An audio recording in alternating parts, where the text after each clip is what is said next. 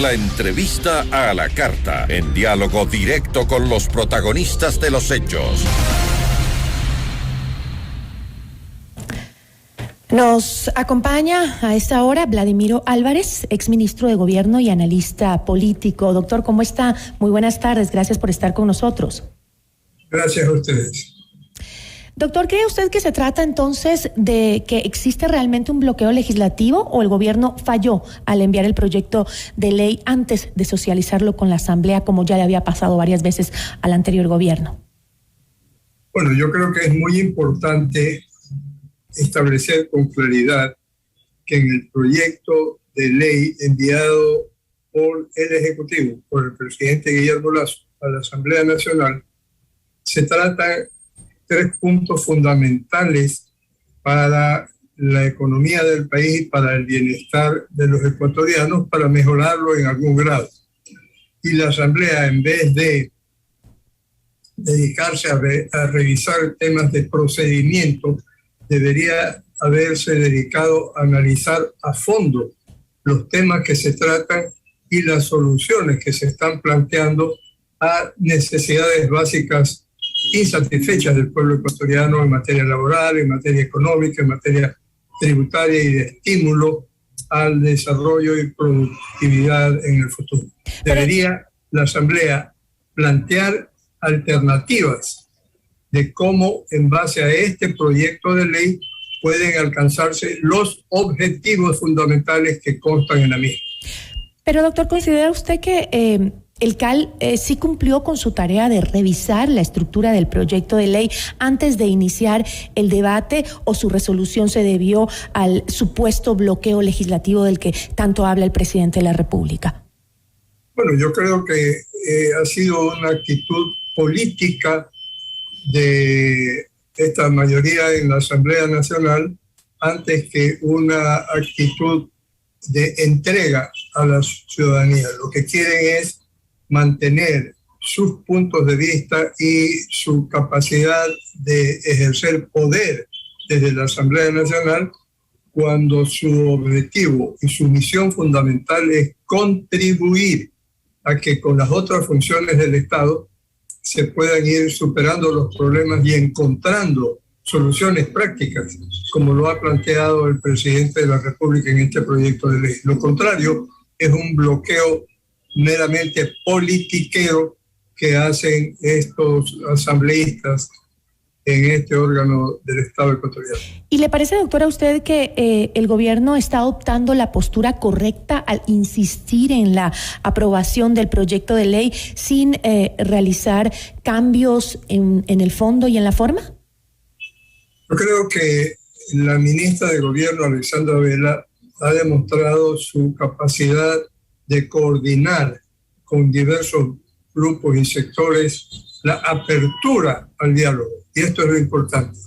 Y el diálogo consiste en la posibilidad de intercambiar puntos de vista y no de imponer decisiones en base a sus intereses políticos mediatos o futuros, como lo está haciendo algún sector mayoritario en la Asamblea Nacional. Es importante insistir en la necesidad de un diálogo que contribuya a una gran concertación nacional, un encuentro nacional que establezca cuál es la sociedad que tenemos y cuál es la sociedad que queremos y cómo lograrlo.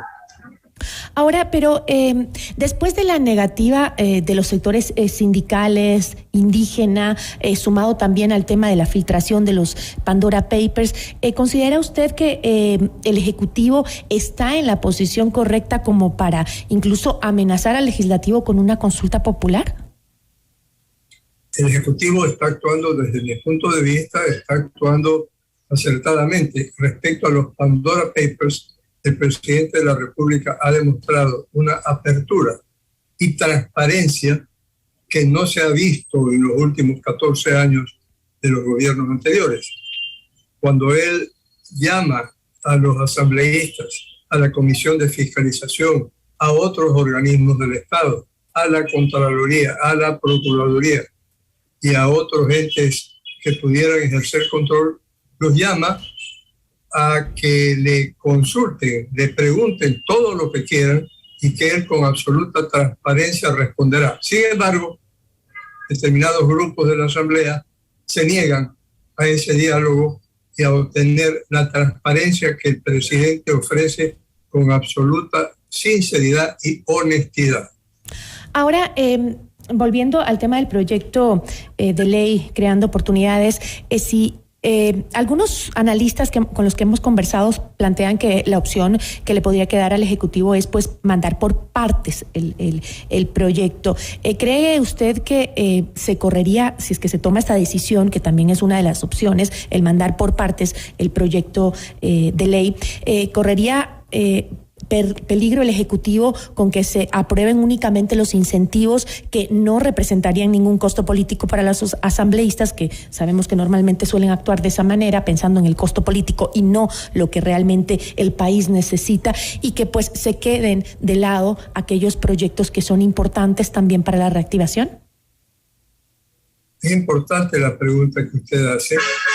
Realmente una de las alternativas, obviamente desde el punto de vista de procedimientos, pudiera ser que el presidente de la República no insista en que se apruebe por el Ministerio de la Ley, por el transcurso del tiempo o por cualquier otro recurso constitucional, que se apruebe el proyecto presentado por él, sino que acoja los criterios de que debe dividirse en 3 proyectos distintos, uno con cada uno de los objetivos a perseguirse en materia laboral, en materia económica, en materia tributaria, en materia de incentivo a la generación de puestos de empleo, sino que presente un proyecto cada vez. Obviamente se corre el riesgo de que unos sean aprobados y otros no, pero allí queda en la conciencia de quienes se oponen a estos objetivos, que en definitiva los plantea el presidente para tratar de solucionar problemas muy graves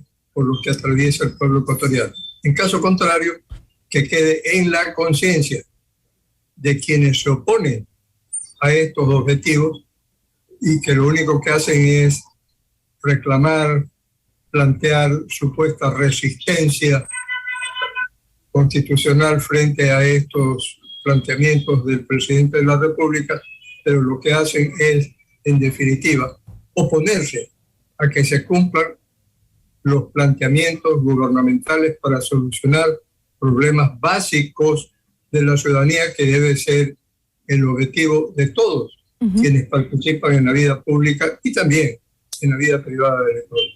Considerando y viendo el panorama ahora entre el Ejecutivo y el Legislativo, ¿considera que el gobierno habría cometido algún error al buscar alianzas con movimientos políticos de izquierda cuando sus propuestas de ley están encaminadas hacia una tendencia opuesta, digamos? Hay algunos analistas que consideran que es así. Yo considero que no es así. Creo que siempre hay que buscar alianzas con todos los sectores posibles, tanto de izquierda como de derecha, como de centro, o cualquier tipo de interés colectivo que se dé en la ciudadanía.